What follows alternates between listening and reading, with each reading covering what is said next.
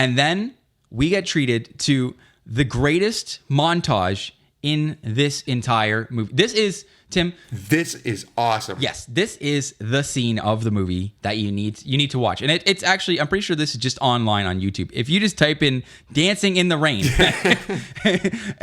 and you got served, you will come up with this scene here where they are now both it seems like every movie that has dancing in it in some way, shape, or form has a music montage where they are prepping for their dancing. Can I try and describe this? Please go ahead and tell me all about all of it. So basically, in this montage, we're treated to the main characters of the movie, Dave and Elle and Rico and a couple of the other people from their teams. And they're all dancing like montages, clips of them by themselves dancing alone, really intensely. But and the funny thing about this is that they're still dancing, doing the dances as if there was like 10 of them. When you take one person by themselves doing these types of dance that they're doing, it looks really funny. It just looks really weird. Like at one point, Dave is like dry humping the air and just like moving in like a liquid flow motion and dry humping the air, and the music's getting more and more intense. And just when you think it hasn't gotten any more intense, it's like thunder. Like actual real thunder in the movie occurs, and lightning, and they're dancing in the rain. Still separately, like clips of each of them, like dry humping the air in the rain by themselves. And the whole thing seems weird too, because they both seem like they're at the exact same location as well. So, and it's raining because they're both outside dancing. Like they both decided tonight is the night I'm going to go dance outside, and this is when I'm going to go bust my moves. And they both decided that. Like when I feel like this montage at some point they should have looked over 10 feet the other way and been like, "Oh, you're here? This is awkward." Like it should. They're clearly both in the same warehouse practicing. Like. They should have called it a rain dance. Like they should have threw that in earlier in the movie that like we heard I learned this from like my dance sensei when I was young, and when he performed he said that thunder and lightning occurred. The only thing that was missing from this was like a scene from Flashdance or Footloose where he's like they should have been smoking a cigarette.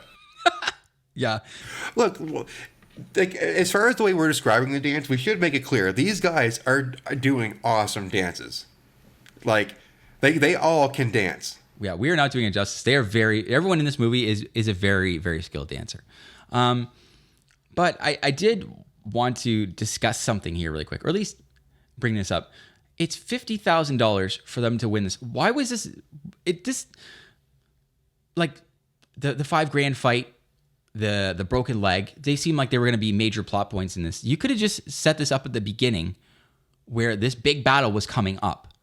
And this was the big fight that was going to be at the start of the movie. It's going to come up this entire movie. And halfway in between, they could have had something where they're like, "We want to challenge you suckers today." And they're like, "Yeah, we'll take you anytime, anywhere. How about tonight? Yeah, we'll pay you $5,000." They should have done something. I see what you mean. They could have raised the stakes at the very beginning of the movie if we would have known that this was the eventual goal. Yeah, it's like, it just seems weird. Like this is the whole point of this movie. Everything else in this sort of seems null and void to how we got here. And it was until 3/4 of the movie we find out that there's this big competition. And listen, I'm happy with the dancing delivery boys and the rain dancing and everything. I love it all, but it just seems like sort of needless.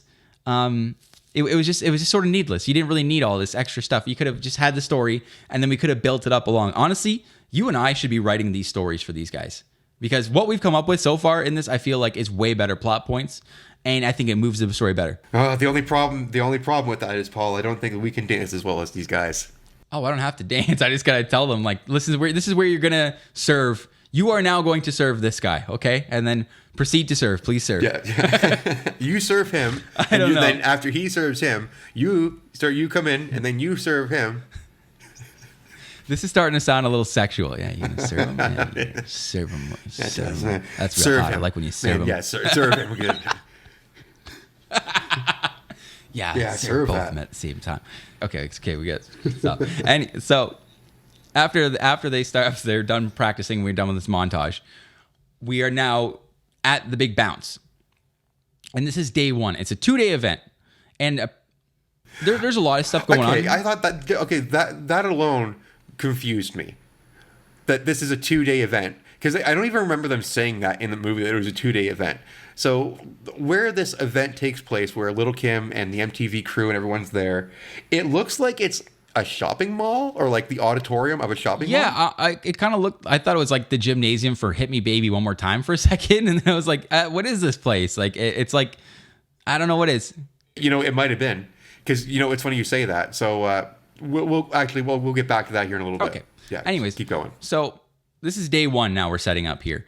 There's just a bunch of people dancing. We don't really know who any of these people are. We're just kind of coming in mid-swing into this competition. Everybody's going off. They're all dancing. People are serving people left, right, and center. Steve Harvey, sorry, I should say, Mr. Rad shows up, and he is wearing this jacket. It's a varsity jacket. I was going to ask you to describe this jacket. Yeah, okay. He's wearing this varsity jacket that looks like it started as a NASCAR sort of thing, but it's a bunch of sports team patches just all splashed on the left side of his chest, and it's like 30 patches on top of each other, and they're nowhere else on this jacket, just on the left breast pocket. So you know what I think this is?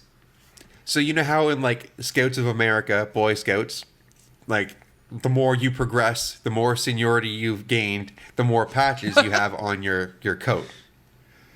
I think that Mr. Rad, that's his jacket that he's used for his whole life. So all those patches covered on the left side of this jacket are the patches that he's won. I'd like to think that, but I don't know about that because one of his patches says Philadelphia 76ers on it, and I think one of them is a Washington Nationals. I could be wrong. Maybe the Nationals went around then, but there's a bunch of sports stuff on it. Hell, maybe I'm wrong, and he was a basketball player, and they won money to lick popsicles. I don't fucking know. Everyone got on the bus and they all got one lick of the popsicle when you got on. Everyone put your money together. Everybody pass this around.